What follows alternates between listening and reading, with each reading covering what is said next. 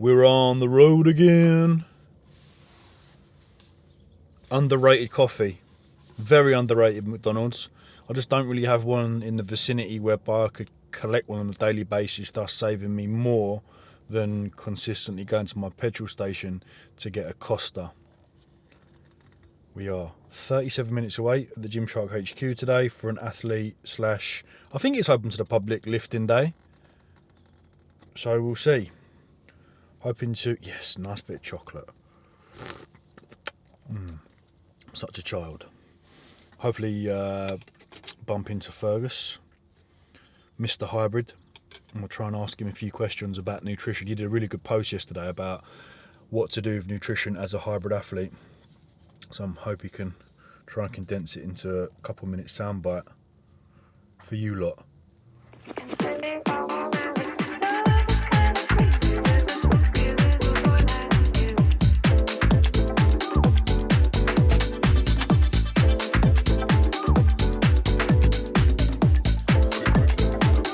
Hello and welcome to Off the Cuff episode 4 live from Gymshark HQ. It's just me today. The boys got COVID.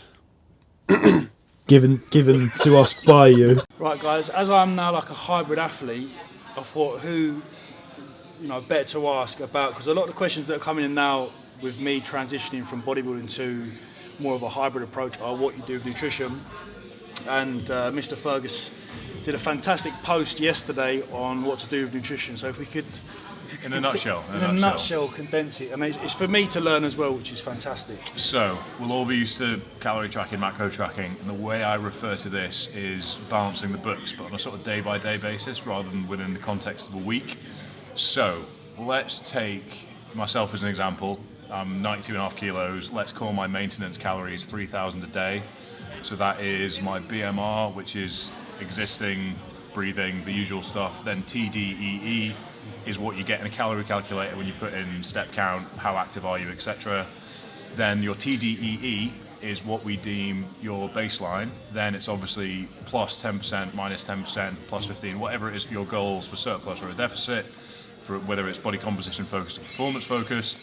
Then the way I do things is I take 90% of the calories I burn from any cardiovascular work and eat that back on top of my daily baseline, because that way it means that, because hybrid training is quite variable in terms of what you're doing week on week to account for fatigue, it means that within the window of 24 hours of training you are eating the right amount of calories to balance the books, as it were. So that 90% as well, by the way, is to account for the errors that calorie tracking from Strava, Garmin, etc. can give you, because it's not an exact science. The same way calorie calculators online aren't an exact science.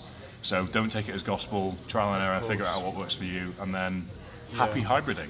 Yeah, and as an example, because I've been back in the pool, so yesterday obviously we went through my calories. All I did was, that particular day, taking into consideration my steps and my training, all I would do with that 250 calorie session that I burnt in swimming was add that onto my evening meal. And then I still see a gradual 0.3 key increase on a weekly basis. So, other way you can do it as well is, if your training is predictable, you can obviously approach it like, so if you've got, if you know on a Monday, Wednesday and a Friday, on a Monday you're going to burn 200 calories running, on a Wednesday you're going to burn 400 calories running, on a Saturday you're going to burn 500 calories, that's 1,200 calories across the week.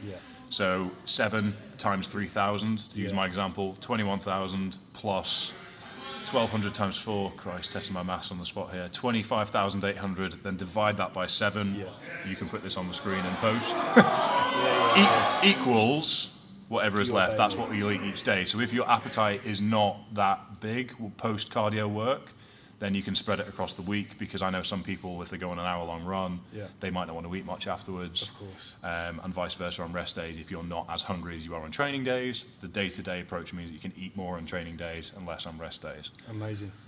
Thank you so much.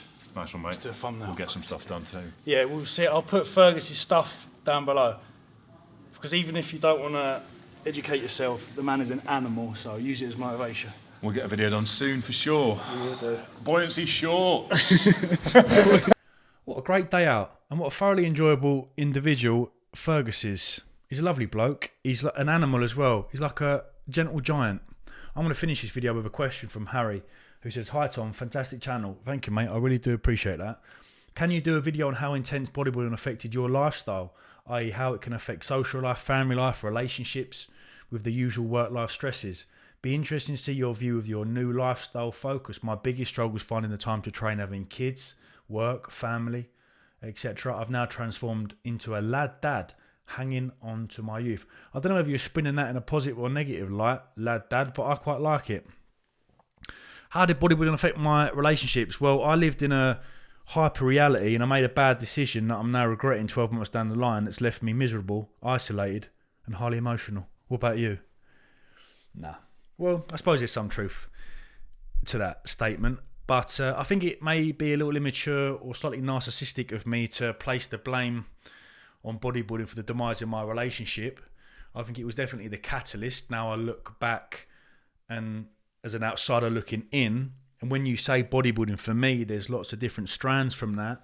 You look at, I think a lot of us are quite naive to the psychological implications that anabolics has on individuals and their choice making. And I look back at myself when bodybuilding, and I now don't define myself as an image. I still do to some degree, but not as much as I did when I was bodybuilding. Now I'm more concerned on my clients, my business, my performance, for example. Don't get me wrong, I still take, good care of myself and take pride in the way I look and want to look a certain way, but that particular attachment has detached a little bit. But in terms of the intensity and how it affected my lifestyle, yeah, look, we all understand what bodybuilding does to friendships, to relationships. I remember the dread that I used to see when I say, look, I'm doing another 6-month prep. And it was like, oh God, I could see. But back then when you're bodybuilding, you're a little bit stubborn and everything around you. I suppose being a bodybuilder and also having a job whereby you're monetizing that bodybuilding, i.e. I'm in social media and a bodybuilder, is fucking toxic, man. It is really toxic. It becomes warped. There's no reality. You're doing things for the wrong reasons. You become this individual that you promised yourself you wouldn't be. I feel like you start bodybuilding, you're quite open-minded, and as the years go on, it narrows and closes, and you just become so fixated, and these irrational thoughts come in as well. I remember when I was bodybuilding, I used to think, well, I can't run, I'm not a cyclist or a swimmer, CrossFit, and now look at me, complete change. So I think another point to make about bodybuilding is that even those that don't want to become pro still imitate and mirror the pros. We just don't have the genetics or potentially the amount of anabolics we're using. So we still have this quite monotonous routine of ensuring sleep and recovery is on point, and training and nutrition. And what comes with that is closing the door of a social life, closing the door on friendships, on relationships. And over a long time span, that can seriously affect not only the individual, but those around you. So you said about my view on it with this new lifestyle focus. I'm getting so much from changing the way people look whilst also allowing them to have those Fridays and Saturdays, to have these foods, to socialise. Completely understand it's a different ball game when you're competing, right? And you have to almost accept that when you are a bodybuilder. You have to go, look, I'm going to be pretty vacant for 6 months. And it's whether or not those people around you are supportive enough. And then you again have to weigh it up. You have to ask and answer that question. It's risk assessment, essentially. Like, is me going to a 6-month prep worth what could potentially happen? Looking back on it, nah. It's like simply nah. Absolutely not. So, to answer your question, in terms of how intense bodybuilding affected it fairly intensely. I'm now in a position whereby I've gone through this self-reflective period over the last 12 months. I've learned a lot about myself. I'm very happy with this new me, but it's come at a cost inevitably. I've lost someone that meant quite a lot to me. So It's a hard one, mate. That in terms of your struggle finding the time to train, have kids, you've got to understand that you can still achieve a certain look and a certain goal, be it performance or image related, and still have that family life, have that social life, your kids, work, for example. I think we place too much, not pressure, but we place there's a little bit of unrealistic. What am I trying to spit out here? It's I think for a lot of people, the goal of looking a certain way, there's a little bit of delusion in that, in the sense that in order for me to look like that, I have to give up all of this, and it's not the case. Like with all my clients on board now with the IB thing, you saw the shape the guys got last year into in the Ibiza Classic. The last year's winner had a kid halfway through, brand new baby, most shredded he's been all his life. Big up Richard, Max as well. Like, it's doable. So I think this is like when you say like this new lifestyle focus, I want to take it upon myself to speak openly, almost pre-warn people, give them a heads up, almost don't go down the route I went down and make mistakes. You can still achieve your goal. You can still achieve performance goals, physical goals, without having to give up all of that other stuff. It's more than doable. There's plenty of coaches, about myself included, that can help guide people through that. Shameless plug, I know. I'm also putting another shameless plug after this video, the Ibiza Classic Season 2. But yeah, I don't really know if I've answered your question, and that was a 7-minute therapy session. But to try and wrap up your question, it was intense and it did affect my lifestyle, but I'm now in a position whereby I've rid of that. I am happy to a certain degree, but it's almost a little bittersweet. And like I said, we all understand how bodybuilding can affect your social life, but you have to ask yourself, is it really worth it? You know, if you are competing and you want to become a pro, or if you are competing one-off and you want to get into the best shape of your life, absolutely, you're probably going to have to tip into that, right, I'm not going to be here. You know, I'm sorry, I'm going to do 6 months prep, but after I'm back. And then, like I said, it's more so risk assessment. I don't even know if I've answered your question there, mate. I think I've just gone off on an absolute mad one.